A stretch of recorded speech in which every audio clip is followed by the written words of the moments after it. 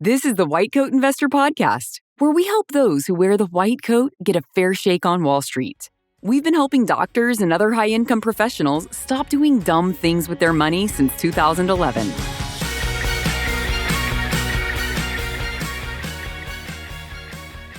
This is White Coat Investor Podcast number 319, Wholesaling and Flipping Real Estate with Jamil Damji. Today's episode is brought to us by SoFi, the folks who help you get your money right. They've got exclusive rates and offers to help medical professionals like you when it comes to refinancing your student loans. That could end up saving you thousands of dollars. Still in residency? SoFi offers competitive rates and the ability to whittle down your payments to just $100 a month while you're still in training. Already out of residency? SoFi's got you covered there too, with great rates that could help you save money and get on the road to financial freedom. Check out their payment plans and interest rates at SoFi.com/whitecoatinvestor. SoFi Student Loans are originated by SoFi Bank, N.A., member FDIC. Additional terms and conditions may apply. NMLS 696891. All right. I'm just coming back from a couple of trips. May's a crazy month for me, and that's when we're recording this. I know you guys aren't listening to it until June, but we're recording this in May. And May, I've been looking forward to for a long time because we had 3 trips in May. So all of my work for May, both my shifts and WCI work, got compressed into basically 1 week of the month. And it's been a crazy week because I'm also trying to train for an upcoming trip to go climb Half Dome. Maybe done with that by the time you listen to this. But just got back from a great trip floating on the Salt River in Arizona. Really a gem of a river. Nobody knows about it. It only runs for a few months a year. Some years it really doesn't run big enough for rafts to go down at all. But this year, with our great snow year in the West, it was spectacular. Also had the experience of flipping my raft for the first time. That wasn't so awesome, but all's well that ends well. Next time, I'll try to keep the rubber down. After that, had a canyoneering trip with friends and family. Got to take my daughter Whitney and show her some of the coolest places I know of on the planet. Went and did another canyon that was first done in 2019 with a group of friends and I, and this was only the 3rd time that canyon has been descended. It was pretty cool to go back there and stand someplace that few have ever stood. Upcoming trip with the kids, we're taking them across the pond. Actually, going to introduce them to the fantastic United Kingdom as well as France, the most widely visited by tourists country in the world. Looking forward to that right at the beginning of the summer. So lots of great stuff going on in our lives. I hope you have some great plans for the summer as well. Our quote of the day today comes from Morgan Housel. Said there's a saying that if you get public recognition for donating money, it's not charity, it's philanthropy. And if you demand recognition, it's not even charity, it's a business deal. I like that quote. By the way, if you are not aware of this, we have some partners that offer surveys. They want to pay you for your free time, right? Time you're commuting on a train or a bus or sitting around waiting for patients, you can make money. You just sign up for these people who want your opinion, and they pay you for their opinion. If you go to whitecoatinvestor.com/paid surveys, you can sign up with these companies. Some specialties, the surveys are more common, more lucrative than others, particularly if you prescribe expensive medications. If you're a neurologist, a rheumatologist, an oncologist, this is a particularly good deal for you. If you're an emergency doc, maybe not as much, but there's still stuff out there for you. It's still worth checking out. So whitecoatinvestor.com/paid surveys. Hey, I need to say something about April Fool's Day because there's apparently a lot of white coat investors who don't know about April Fool's Day. I don't know if it's because they grew up in a different country or a different culture, or maybe just, don't pay attention to dates. I don't know. But there's a tradition in the United States to have jokes and pranks and things like that on April Fool's Day. And occasionally on the White Coat Investor blog, we actually run posts on April Fool's Day, that's April 1st of each year, that are not entirely truthful, believe it or not. And so for months after running these posts, I get emails from people asking about them. I've still got people asking me about my Tesla, all right? I don't own a Tesla. That was an April Fool's Day post. Quit asking me about Teslas. Maybe I'll have a Tesla someday. I'm not against Teslas if you can afford them, but I do not own a Tesla. Nor have we made payroll by shorting Ethereum here at whitecoatinvestor.com. Neither have I disinherited my kids, despite what was written on a recent April Fool's Day post. It was a lot of fun to write. It was a lot of fun to have my kids read. I wonder if they took it as maybe a warning shot across the bow, but I have not made steps to disinherit my kids. So stop writing in and asking me to reconsider what I've done, because I haven't actually done anything. All right. It's just April Fool's Day. It's a lot of fun. But the joke's clearly on some of you that completely missed it. Now, lots of people miss it until they get well into the post, and that's just the sign of a well-written April Fool's Day post. But if you get to the end and you still don't know it's a joke, you're not reading very carefully. All right. Don't forget our sister podcast, Milestones to Millionaire. These drop every Monday, and we've added a lot more content to them based on your feedback. A lot of, I don't know that we want to call them basics or finance 101, but I'm covering a lot of topics there. And if you feel like everything on the main podcast is going over your head, listen to those, because we're hitting a lot more of the basics there. Maybe stuff that we covered years ago on the White Coat Investor podcast. But we're getting into that, along with the interviews that we've traditionally done on the Milestones post, but a lot more information there to check out. All right. I've clearly been gone a while because I had a lot to cover before we got into our interview today. Our interview today is super interesting.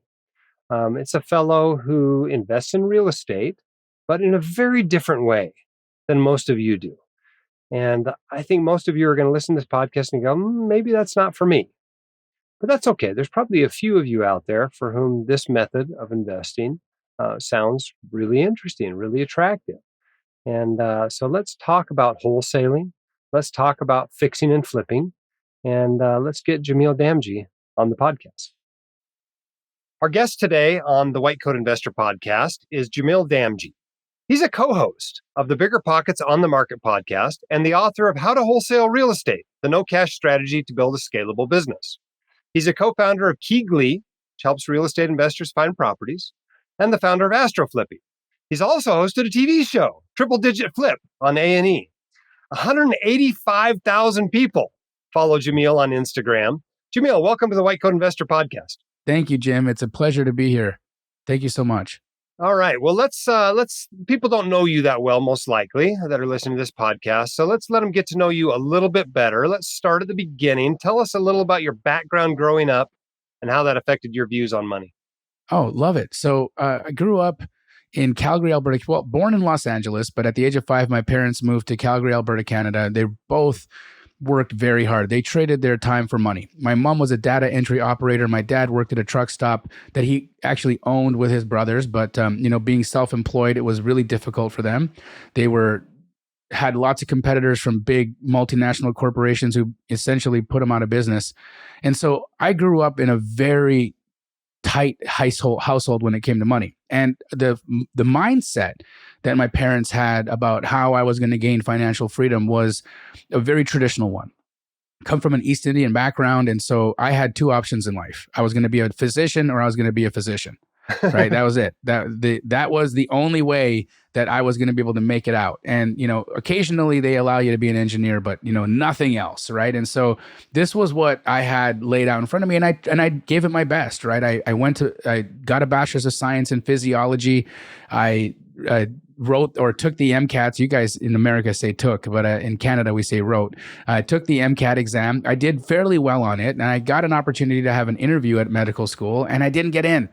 And it was devastating for me. And I had put so much effort and time into trying. And so, the thing was, they said, we'll try again next year. But I thought, I did everything I was supposed to do. And another human being had the ability to decide my destiny. And that was the aha moment for me. That was the time where I said, I've got to get myself into a situation where I make the decisions, I make the choices, I decide what's going to happen to me, not somebody else. And when I took that approach, it's what led me into being an entrepreneur. I devastated my family in telling them I wasn't going to pursue medicine any longer. I went completely in a tangent from where I had been, from physiology to entrepreneurship. Now I'm in a media company trying to convince people in the early 2000s that they needed a website for their business.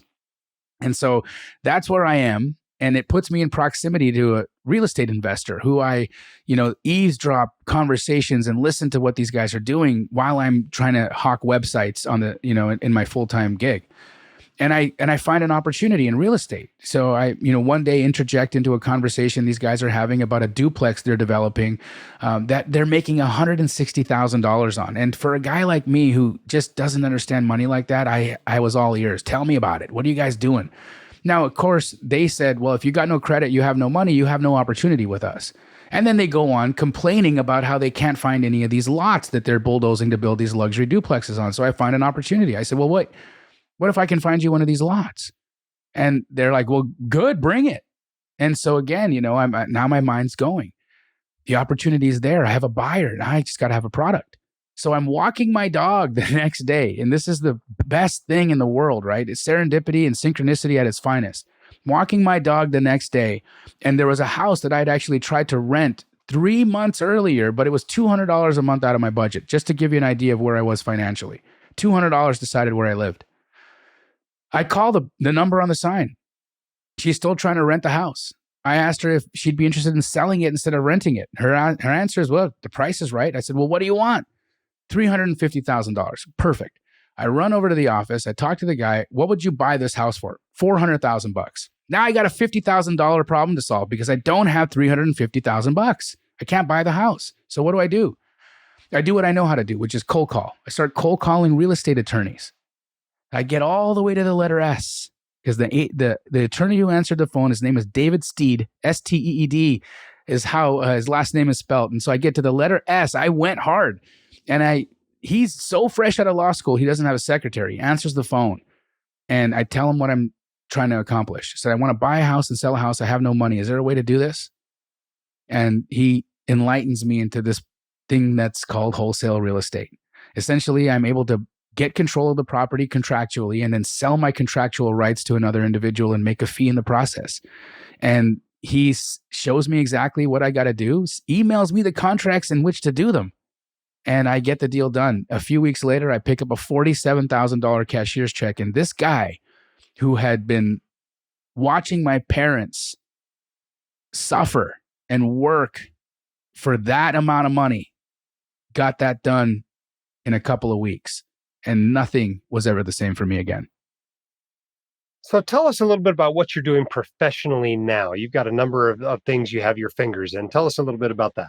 Well, the basis of it is exactly what I just said, right? It's still wholesale. So I built a company now that does this nationally, right? So we find and curate opportunities for developers, fix and flippers, and other real estate professionals who are looking for deals, looking for equity, looking for opportunity. That's what I find. I find the diamonds that you want, that you don't have the time to go look for. I'm the diamond hunter. And I'm going to make a little bit of money on the process. So you're going to trade some of that potential to me because I'm doing the work, right? And so because I understand that, I built a company called KeyGlee, which you had originally talked about. Now we're franchised in over 118 markets where I have got people who are out there pounding the pavement looking for these deals and selling them to investors. And so my first business is that. The next business I have is where I show people how to do it. So there's people who are like, hey, I don't want to work for you. I want to do this for myself. Perfect. Okay, let me teach you. So I have a mentorship program where I teach over 4,000 people how to do what I do. What's the process? Who are the prospects? How do I create the relationships? Where are the buyers? How do you find them? How do you put them together? How do you do this without needing a real estate license and money? So I teach all that. And then because I gained quite a bit of attention by doing that, A&E came knocking. And they put us on national television, and that's been a blessing and a huge opportunity in my life as well. So, right now I'm obviously a busy guy, but the beautiful thing about it is I get a lot of purpose. I have a lot of purpose because I'm watching people gain financial freedom. I have doctors in my community. I've got attorneys in my community. I've got engineers in my community. I've got law enforcement. I've got a chief of police. I've got a U.S. Marshal. These are people who are learning from me how to do this business model, right? It's incredible. So to me, it's one of the most fulfilling things because I get to watch people who are essentially trading time for money gain financial freedom by learning a skill and not have to take the risk, right? Because wholesale means I'm trading paper. I'm not buying houses and then I'm subject to depreciation or a market collapse. I'm never in that risky situation. Well, let's talk for a minute, because I think a lot of our audience probably doesn't understand the term wholesaling when it comes to real estate. So can you define that for us? Explain to us what that means to wholesale real estate. Yes, absolutely. In the clearest terms, I think wholesaling is where we sell potential. All right. So let's break that down. I have to find an opportunity where there's potential. And you guys can see this all the time in many neighborhoods, right? Let's just say you're living in a gentrifying area, or say you live in a beautiful area, but there's that pimple on the block. There's that house that is, you drive by it every day and you say, these people are, they're not mowing their lawns, they're not taking care of the house. Something's going on there, vacant or, boarded up, whatever it is. These things happen. And there's typically about, at any given point, at least 5 million of these opportunities available in the United States at any given day. 5 million of them. And so that's what we do. In any business model, there's a wholesale step-up process. Let's just say you talk about hamburgers, for instance, right? McDonald's. You go to McDonald's, the patties, the buns, all of it, it started somewhere. And let's just take the patty. Okay, it started in a cow. So from that situation, somebody had to raise the cow. They slaughtered the cow. They then transported it and packaged it and processed it and transported it again and transported it again. And then finally it gets to a restaurant. And in every one of those step-ups, there was value added and work done. And it got more and more expensive. Well, that's exactly the same thing that happens in a house. You got a hoarder house, for instance. Let's just say this house has been sitting, it's vacant. There's squatters living in it. It's dangerous to the community. It's bringing down the property value. We find that opportunity and we sell it to somebody who's going to beautify it and make the community safer. And for the time and energy and effort that it takes us to do that, we get a healthy fee. That's wholesaling real estate. I'm finding the houses that are problematic, and then we are repositioning them or finding people who will reposition them and do something good with it. So how does a wholesaler find these properties? A number of ways. There's some real grassroots ways like door knocking. You can drive around neighborhoods and look for overgrown, weeds and mail stacking up and boarded up windows. But I love a different approach. There's other people who cold call. I'm sure your audience who have multiple properties because they may own real estate. You're getting these annoying phone calls from people. Hey, you want to sell your house? And they text people and they call people all day. That's a way. People are doing it that way. My favorite approach though is I work with relationships. So I've mastered the skill of the referral. What I do is I will create relationships with real estate agents and other professionals, attorneys, others, bankruptcy people, divorce people, all the folks that deal with these sort of distress situations. And I offer them an opportunity of a solution. Now, I may not be the best solution for every house and every situation, but what they'll do is present me, right? And so let's just say, for instance, you're a homeowner, you inherit a house. And this house needs a tremendous amount of work for it to be financeable. You can't just put it on the MLS and have somebody move in. It's going to need repairs. And it hasn't been updated in 30 years, so it's not going to get top dollar. You could get top dollar for it if you had the time, energy, money, resources, and skills to renovate it and try, but that's also risky. Let's just say you're a heart surgeon. You inherited a house. You don't really care. You're not going to go and you're not a designer. You're not trying to do a fix and flip right now. You just want to get rid of the house and get what you can for it. And so like anything else, when you've traded in a car, right? You knew the guy you traded the car into is going to sell it and make money on it, but you still do it because it's convenient for you. Well, I'm literally that solution in a house.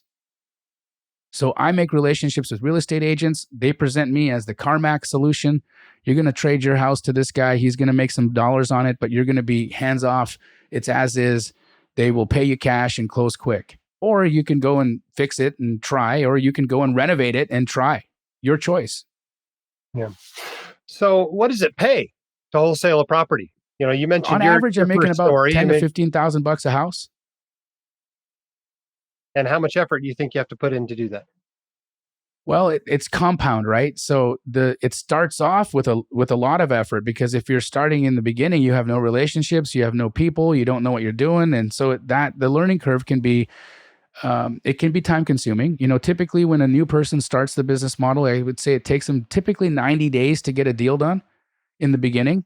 But then because the way that I teach it and the way that I do it is a relationship-based approach, those start to compound. And then all of a sudden now the phone is ringing, right? So for me, after being in this for 20 years, I don't call anybody anymore. My phone's ringing all day long with opportunities. I've got agents sending me deals all day. And not only that, I've got so many now that my own reps have agents that are sending them deals all day. And so it becomes, when you approach this from not a transactional approach, but a relationship approach like the way we do, it becomes a snowball effect of opportunity. And so now the effort is not nearly as great as it was when you get started. What do you think you've gotten it down to? How many average hours of work do you put in on one property? Me personally right now, I typically see and will look at 10 opportunities a day, of which I may personally contract one. And how long does that take me? I can comp a house in 2 minutes. So I'm probably putting in an hour a day in that space, and that will generate about a $10,000 opportunity for the company. That's a pretty darn nice hourly rate. I'd say so. Yeah. All right. So a lot of people talk about wholesaling real estate as kind of the way to break in to real estate. You don't have much money, kind of like your story in the beginning, and that seems like its primary use.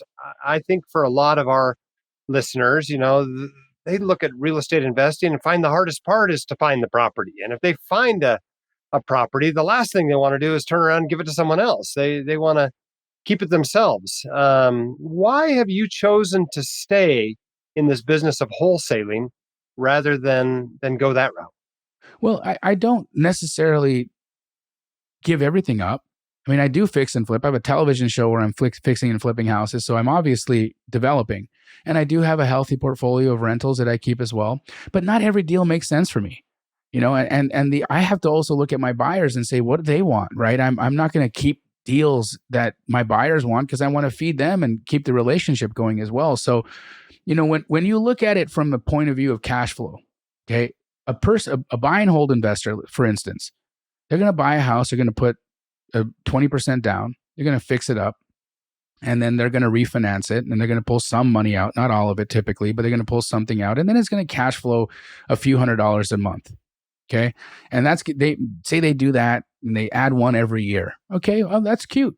That's going to make you a couple of $1,000s, and by the time you're retired, you might have $5,000 or $7,000 a month in added revenue. With inflation the way it is right now, I don't know what that's going to do. You're going to have some mortgage pay down, which is also going to be good. But there's also going to be tenants who are going to destroy your house in the process. There's going to be all kinds of headaches and problems that you're going to deal with. There's going to be vacancies. There's going to be things. There's going to be COVID. There's going to be black swans. There's going to be issues. Life is not without its problems. So the reason why I've stayed in this process is my company can generate tens of millions of dollars a year in cash flow. And I'm talking about money that I'd have to own thousands of doors to be able to create. But I'm doing it as a business. And here's the beautiful part about it is one day my business can sell. So I can get a gorgeous multiple for my company that has created this incredible cash flow machine. And I did it trading in real estate opportunity without having to deal with the headaches of owning real estate. So tell us a little bit about the contracts that you're buying these properties with. It sounds like you have options to buy is what we're talking about. Sometimes I do it with an option. Sometimes I do it with a purchase contract. There's a number of instruments that you can use to do the deal, but let's just be simple. I had a residential purchase contract that a real estate agent sends me, right? First and foremost, I need to make sure that my contract is marketable. So there's a thing called equitable interest, and that's what I'm trading in. When I get a deal under contract, I now have equitable interest in that property, and I can sell my equitable interest. So because of that, the fastest and easiest and most economical way for me to sell that is by assigning the contract. So I need to have an assignable contract. Now, during my inspection period is where I'm making my decision. Am I going to keep it? Am I going to flip it? Am I going to rent it? Am I going to wholesale it? And I disclose that on my contract. In fact, one of the most clear statements on my contract is buyer is an LLC in the business of buying and selling real estate for a profit. Buyer may decide during their inspection period to fix and flip, buy and hold, or wholesale property. That's it. And the disclosure is there. It's clear as day. And the person who's reading it understands what's going on. And I may wholesale the house. And what was interesting is I thought this was just a hustle, right? In the early days, I'm like, it's only people who don't make money or don't have money or just trying to get started that are doing this. It's not true. As I got more sophisticated and I did better deals and bigger deals, I started doing deals with big companies. I got into a deal where I sold a property to D.R. Horton, America's home builder, publicly traded company. Assigned my deal, made way more money than I did. And it was the right move for the shareholders. It was the right move for the organization. So knowing that this concept of assigning contracts, assigning interest, what do you think happens in a mortgage? You go to a company, you get a mortgage, and you spend all this time showing them everything about you, opening up your underwear drawer, the whole nine, right? They know your pulse. 5 months later, they don't own your mortgage. They wholesale it. Yeah. It happens. The way it of is the world. A very common practice. Let's switch now to flipping properties. Sure. Can you describe that process for our listeners who aren't familiar with the concept of fixing and flipping a property? Absolutely. So again, fixing and flipping is fully going vertical with an opportunity that you might get from a wholesaler, right? So for me, I'm going to find a house that's going to have a good buyer pool, right? Where is there a demand for me to fix and flip a house? I don't want to fix a house and then have nobody want to buy it. So I'm going to go and do a little bit of research, and I'm going to see, is there migration here? Are there a lot of properties sitting on the market, or do houses sell pretty quick once they get listed? What is the finish that people want in this specific area? What level of improvement do I need to have? What sort of design characteristics am I looking for? And if I see something that resonates with me, then I have the potential deal in my hand. I'll buy that house. And then the process is, of course, going through the renovation. Right now, luckily, I partner with my sister, who's my project manager, and she's a phenomenal human being who can orchestrate a renovation project with precision. Even then, we go over budget.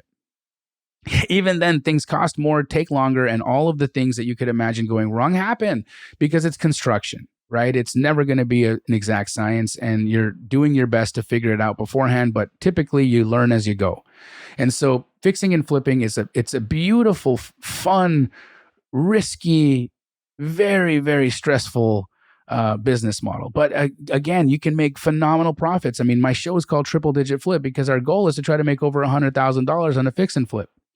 And so, does it happen all the time? No. Does it happen sometimes? Of course. And do we lose money? Yes. There's lots of risks, right? So our goal is to try to make way more money than we lose, but sometimes you pick a bad horse and things don't go the way that you wanted, right? And so, fix and flip is fun for those people that have the artistic and the patience, and they also have the appetite for getting into a project where you have to make real decisions based off of not what you want, but what your potential buyer wants. And I think that's where a lot of people get it wrong, because they first get into the business and they think what they like, and they put that into the house, and then they put that out to the world, and then the world says, no, that's not what we want. And so you really got to look at trends. I'm curious if your parents are just as disappointed in your sister as they are in you for not being in medicine or engineering. No. The thing about us is that, my family, they really gave us and instilled in us this concept of unity, right? And my sister and we've been united since we were young. She raised me. I was a latchkey kid. My sister was the one who took care of me. My parents were working all day long. And so I have a really close relationship with her. But, for her, because my culture, we're Indian, right? My sister's job was to get married. That was she was supposed to go to find a good husband, and I'm supposed to be able to, be the guy who's going to be a good husband. We come from a culture where that was the expectation, and both of us thumbed our nose at it. My sister was not going to be the one who was going to rely on a husband to make her life. My sister makes the life for her husband. All right. Well, let's talk a little bit more about this. You go in, there's this property, it needs help. How do you decide which improvements to do yourself versus pay someone else to do? Particularly in the beginning. Now you're in a different place now in your life, but I imagine there was a time when you flipped a home and did some of the work yourself. How does one decide that? What to outsource versus what to do themselves? I'll tell you, the DIY approach, I'm not a handy guy, right? So there was never for me authentically a time where I did any of it. I just never really got my hands dirty in it. I would rather have paid a person who's a professional to get it done. Now I know people who go and do it themselves. And so that's not to say that I haven't seen it done. Here's the thing, right? People notice quality, and you may think you can paint. You may think you can lay floor. You may think that you can lay tile, but the professional does it straight, right, with the appropriate lines in it, right? And so I've seen a lot of DIY projects just get hammered on the market because people, they don't respect the quality. So you think I think if you're going to do this business, be a professional at it and hire somebody from the first job. That's not the place to make the profit. No. Okay, let's talk about upgrades now. When you go in there, obviously there's lots of things you can do to a house. Which ones provide the biggest bang for their buck? Oh, I love this question. There's a lot of small things, right? There's, for instance, I love a feature wall. You know, there's these feature walls that we've been putting in some of our houses that are a very Norwegian-esque, sort of design feature. They're very inexpensive, right? We can put them in for a couple $1,000s. And I have one in my house that costs $25,000. Okay. So I have this big fin wall in my house. I have a huge house, but it's, this, when I got it appraised, the appraiser gave me a value on that wall, just the wall, of $150,000. I put $25,000 in cost into it. And the buyer perception, the person who walks through my house, they're like, I need this house. I love that wall. So I'm always looking at really, really inexpensive but high ROI features, right? So these feature walls are incredible. Looking at the landscaping in the backyard and paying attention to, could I put a little putting green in here? Is that going to attract a buyer? And what's that going to cost? So my goal is to, if I'm going to spend $1, I want $3 back for it. So if I can find a nice, inexpensive thing that's going to set me apart from every other piece of product in the market right now, and I can get that done for, a third of what I'm going to be able to get in terms of ROI, I will put that in. And I pay attention. And here's one of the ways that I do it. Every year, we take a trip to Los Angeles and we look at what some of the multi-million-dollar mansions have in design quality in the house. And then we see how we can create something similar for a tenth or much less than what this house is presenting right now. And we take those $1 million design features and elements and we put them in our standard remodels. And it makes people's eyes light up. Like they walk in, they're like, I can't believe that this is in this house. Wow. I can't believe I'm buying this house for $430,000. This is insane. And, it pays. It pays to pay a little bit more attention. Have you ever walked into a bathroom where they did a renovation and they stopped the tile job at right where the shower head is, mm-hmm. and they leave like 1.5 feet above of just drywall? And you think it's terrible. Yeah. Why wouldn't you tile all the way to the ceiling? So, people talk about doing improvements in their homes and they're happy when they can get, 80 or 90% of the money they got back. That's what you get in a kitchen or bathroom remodel, or maybe, some things that improve the curb appeal. You're talking about 300% though. Yeah. What about those bathrooms, those kitchens, those tile floors, that carpet, that sort of stuff? You have to do that when you flip a house, don't you? Absolutely. And here's the other piece. When people are renovating their house, they also do it at different times, right? So like they'll renovate one bathroom and then 5 years later they'd renovate another one, and then they renovate the kitchen, and then everything's been done at a different time, and then all the materials and all of the design is hodgepodge. You got a 2008 bathroom, you got a 2010 bathroom, you got a 2015 kitchen, and now it's 2020 and nobody wants any of it. Right. And so that's problematic. So I see a lot of homeowners that have that house. They're like, well, they describe it as remodeled. They say, we've remodeled the home. And then you go and you look at it like, yeah, you did in 3 different decades. Right. And so this is the problem with it. Yes, it's upgraded to you. You love it. But the person who's going to now look at this and say, I'm going to live here. They want it fresh. They want it brand new. They want it today's style. And so that doesn't ROI for people. The second thing is people are going to retail contractors when they do these renovations, right? So they're paying an inflated price for this stuff, right? I can get a kitchen done in $7,000. You can't, unless you're in my business, right? So unless you're doing 50 of them a year. Yeah. Yeah, exactly, right? And most people go to a big box store, and even they're paying $25,000 to do a kitchen, and it's the like lowest grade cabinet that they've got. So there's economies of scale. There's being in the business. There's having connections and relationships and being able to buy stuff at prices that you can't get unless you do this at a volume scale.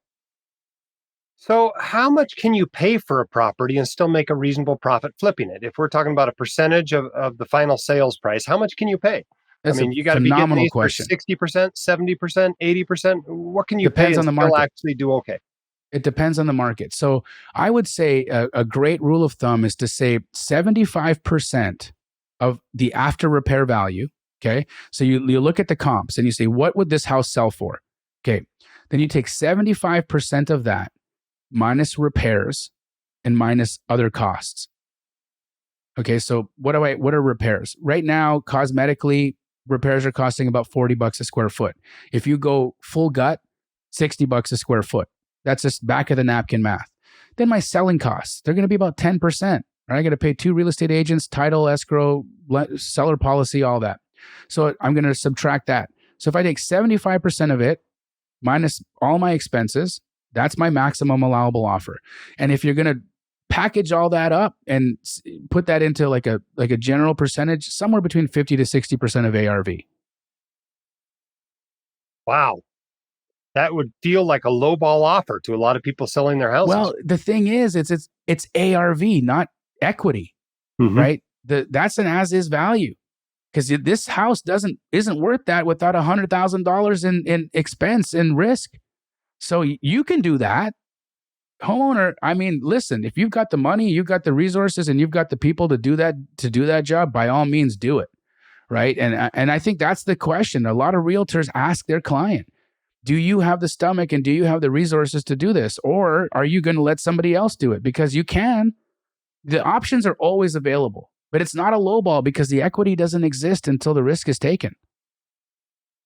So is there a difference in what makes a property good for wholesaling versus flipping?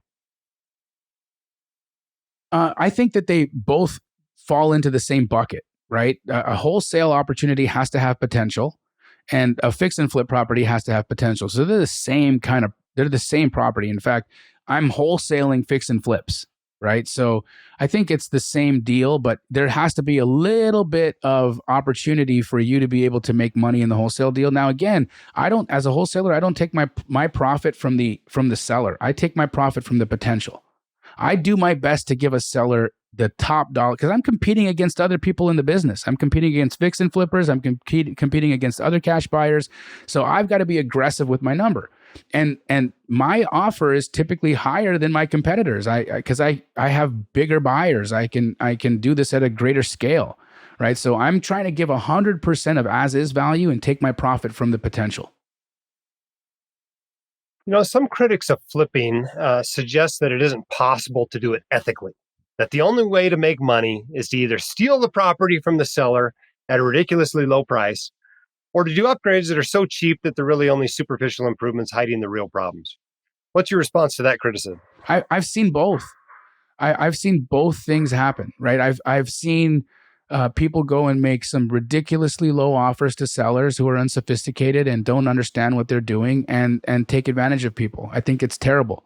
I've seen fix and flippers go and buy a property and do shoddy work and really leave a product that is going to be problematic for a homeowner in a couple of years when all the paint peels off and everything that you hid is uncovered.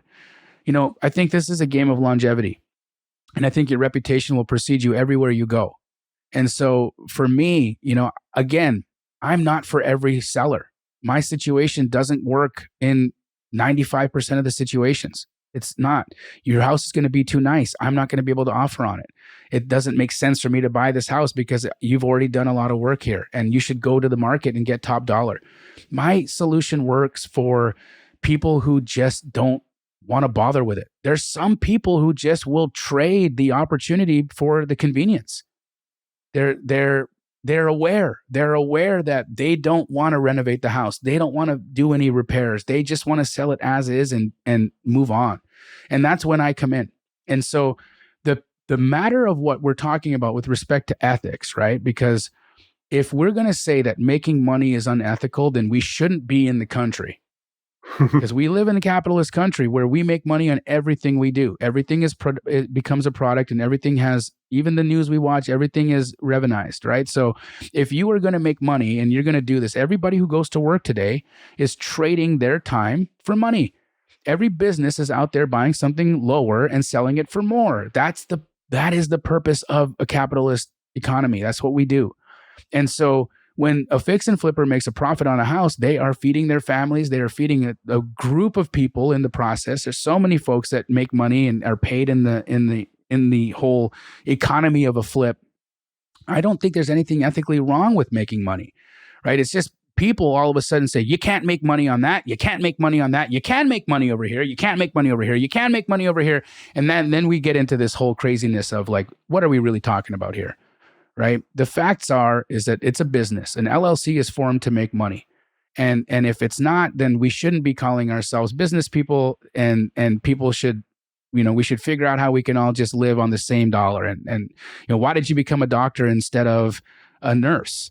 Or why did you become a doctor instead of the custodian? They all get paid differently. They work in the same building. Yeah. As I drive around, I see these signs, we buy houses, and a phone number, and somebody takes them down every few days and they're back up a few days later. What do you think of that marketing approach? Well, it's called a bandit sign, and it's illegal. And so that's why they take them down, because the bylaw enforcement comes and takes them down, and then people come and put it back up, and they in fact annoy me because they make the corners ugly. And I think that they're kind of litter. They're litter. The only people who get away with it legally are politicians, and even then I don't like them, right? So for me, bandit signs, it's not my favorite approach. I think it's they call them bandit signs for a reason, because you're a bandit when you do it, right? Again, the way that I do this, and especially the approach that I take by working with real estate agents. See, a real estate agent is a fiduciary. Their job is to do and present the best case scenario and the best option to their client. When I am in the deal, the real estate agent has looked at it. They've talked to their client. They've explained all of the other opportunities and ways that this deal can get done. And when they select me, their fiduciary has helped them make that choice. And so I put myself in a very good situation, because how I handle this business and how I handle my transactions, I don't use predatory contracts. I use licensed professionals in all of my renovations. I work through licensed brokers who have ethics and codes of standards that they adhere to. My own staff hold real estate licenses when we don't need to. We do it because we want to also operate with fairness and through the standards of practice and ethics that are out there. And so I've set myself up to do this in a way that doesn't have the stigma of unethics or predatory approaches. Again, I'm not for everybody. I'm for the people who see the convenient solution as the way they want to go. And that's just business. There's a promotional quote from one of your websites. It reads something like this. As someone who just 6 months ago was sitting in my room playing Fortnite 10 hours a day, $30 in my bank account, lost in life with no idea of what I wanted to do, defining the niche of wholesale real estate from a 14-year-old in a TikTok video shows anything is possible. $21,000 might not be a whole lot for some of you, but for me, this is only a start to a dream come true. Now, this is a very different situation from most of our listeners, some of which have money and some don't, but all of which are busy. Are wholesaling and flipping really good methods of real estate investing for our audience? They are, if you are interested in doing deals, right? Like, you've got to really enjoy the art of the deal to want to be involved as a wholesaler or a fix and flip. Like, you've got to want to have to do this. It's not something passive. This is not a passive approach to real estate. And again, when you're wholesaling, I wouldn't necessarily even call it investing. We're trading, right? We trade, and even fix and flippers are trading just on a longer time scale, right? Investing and wholesaling and fix and flipping I think they're in different buckets. An investment is, I'm going to park money here and I'm going to watch it appreciate and I'm going to take some cash flow from it and it's going to grow. Wholesaling is, I'm going to create an opportunity and I'm going to sell the opportunity and make some money and I'm going to do it again. and I'm going to do it again. And it's my business, right? And so there's going to be people. And again, why have I attracted physicians into my world? Why have I attracted dentists and engineers and law enforcement and all these folks that come in here and do this business with me? Why? Because the thing that they're doing right now isn't interesting to them anymore. They maybe did it for the wrong reasons, but they have a lifestyle.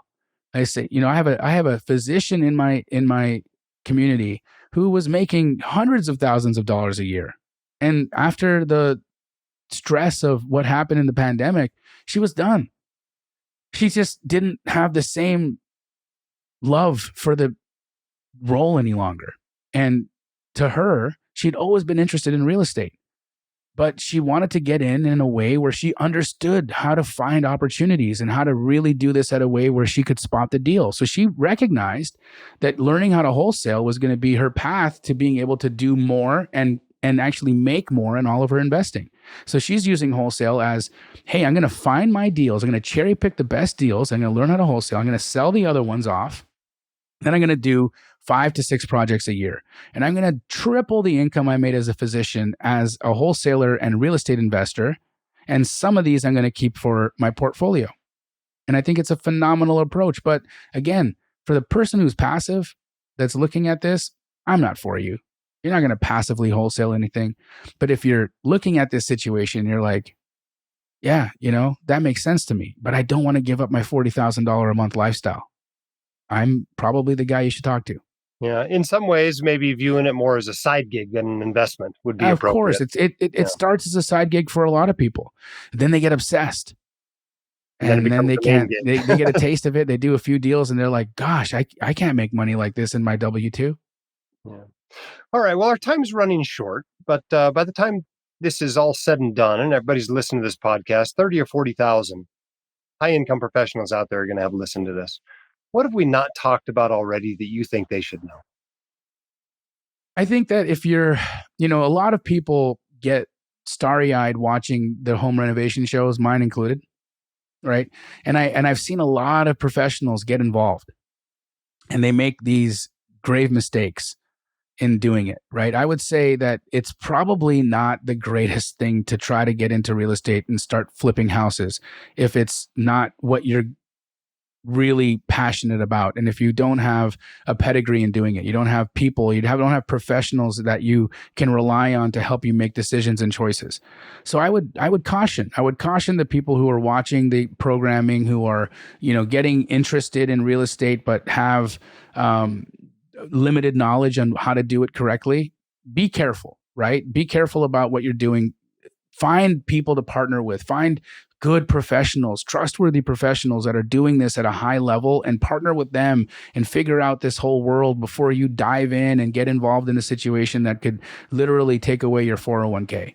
Right? That's the thing. I think there should be caution in this, and I think that a lot of people have taken the HGTV and the A&E and all the things that we show you guys on television, and it's simplified. We got to show you how to do this in 42 minutes. But let me tell you what, this house didn't take 42 minutes to flip. It took 7-8 months. And a lot of sweat and a lot of heartache and a lot of money and a lot of risk. So understand that we can't tell you the story of a house in 42 minutes. We can only give you the Cliff Notes version. And you didn't pass medical school reading the Cliff Notes version of your organic chemistry textbook. Yeah, for sure. All right. Well, we've been talking with Jamil Damji. You can get his book, How to Wholesale Real Estate, the No Cash Strategy to Build a Scalable Business. You can listen to his podcast. It's the BiggerPockets On the Market podcast. You can check out his businesses at KeyGlee.com, Astroflipping.com. And you can follow him on Instagram, TikTok, YouTube. He's all over the place. You can even go to his personal website at jdamji.com. Thanks so much, Jamil, for coming on the White Coat Investor podcast and explaining the world of wholesaling and flipping to us. Appreciate it. And thank you guys for listening today. Have a wonderful, wonderful day. God bless you. All right. I hope you enjoyed that interview as much as I do. He's well-spoken and puts out, some great material. You can tell he loves teaching and mentoring. And so that's why he's got a business doing that. I love seeing people that have been successful, especially people who have had, maybe a hard time growing up, maybe had some rejection in their life. He mentioned at the beginning getting, and didn't get into medical school. And for lots of people, rejections like that can have a significant impact on the course of their life. And in his, it sounds like it was mostly a positive impact. And so I think that is a beautiful thing. But I hope you learned something today about wholesaling, about fixing and flipping. And, I know I did, and that it was useful. Now, am I planning to go out there and become a fix and flipper? Absolutely not. My life is way too busy as it is. But for some of you, maybe that is your best method of investing in real estate. As I mentioned at the top of the podcast, SoFi could help medical professionals like you save thousands of dollars with exclusive rates and offers for refinancing your student loans. Visit SoFi.com/whitecoatinvestor to see all the promotions and offers they've got waiting for you. One more time, that's SoFi.com/whitecoatinvestor. SoFi Student Loans are originated by SoFi Bank, N.A., member FDIC. Additional terms and conditions may apply. NMLS 696-891. Don't forget about those paid surveys, whitecoatinvestor.com/paid surveys. Get paid for your time. Get paid for your opinion. That's where you go to do it. Thanks for those of you who have been leaving us a 5-star review and telling your friends about the podcast. Most recent review comes from Fire in Cheetown. WCI Podcast is the best there is. Taxes, insurance, investments, estate planning, and more personal financial matters covered in depth than anywhere else, and I have tried many. The host is gifted in his ability to communicate complex topics logically and clearly. You would pay thousands for similar quality advice that you get for free here. 5 stars. Thanks for that great review. We appreciate it. That does help spread the WCI message to others. Keep your head up, your shoulders back. You've got this, and we can help. We'll see you next time on either the White Coat Investor podcast or the Milestones to Millionaire podcast. The hosts of the White Coat Investor are not licensed accountants, attorneys, or financial advisors. This podcast is for your entertainment and information only. It should not be considered professional or personalized financial advice. You should consult the appropriate professional for specific advice relating to your situation.